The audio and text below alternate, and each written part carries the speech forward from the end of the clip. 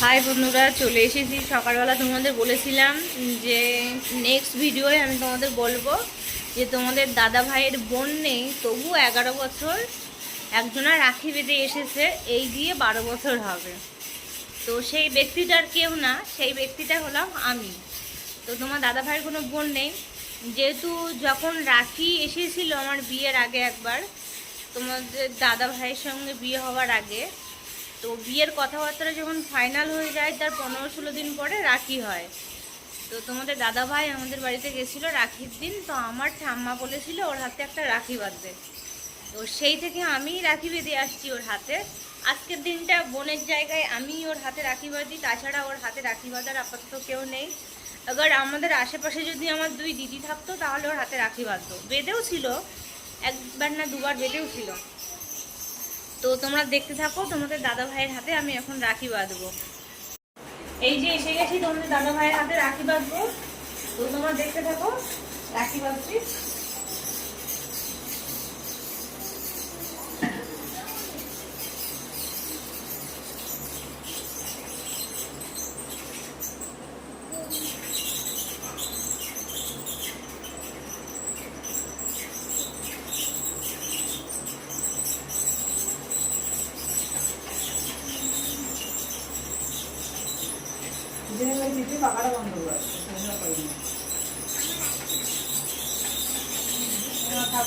বন্ধ হয়নি, বন্ধ করে লাগবে।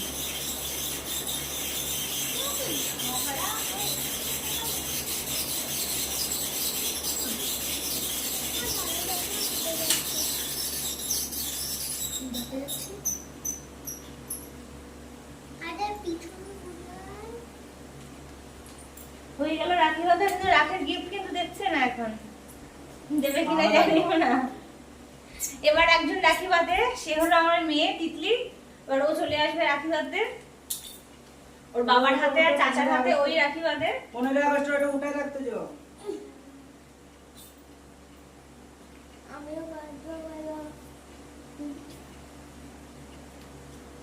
বাস বাস, ছোট ছোট আমি বাঁধে।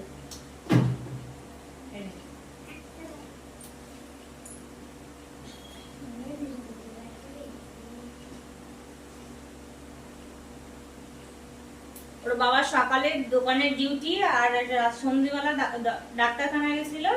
তো যেহেতু ওই কারণে রাখি বাঁধা হয়নি, এখন রাত্রিবেলায় রাখির অনুষ্ঠান হচ্ছে। তো চলো, তোমাদের কার কার ভালো লাগলো স্বামীর হাতে রাখি বাঁধায় প্রথমবার তোমরা মনে হচ্ছে দেখলে। তো আগে কেউ বেঁধেছো কিনা জানি না, আর আগে যদি কেউ বেঁধেও থাকো তাহলে তোমরা কমেন্ট করে বলবে, আবার যদি নাও বেঁধে থাকো তাহলে কমেন্ট করে বলবে আমাদের এই রাখির ভিডিওটা কেমন হয়েছে তোমাদের। চলো বাই।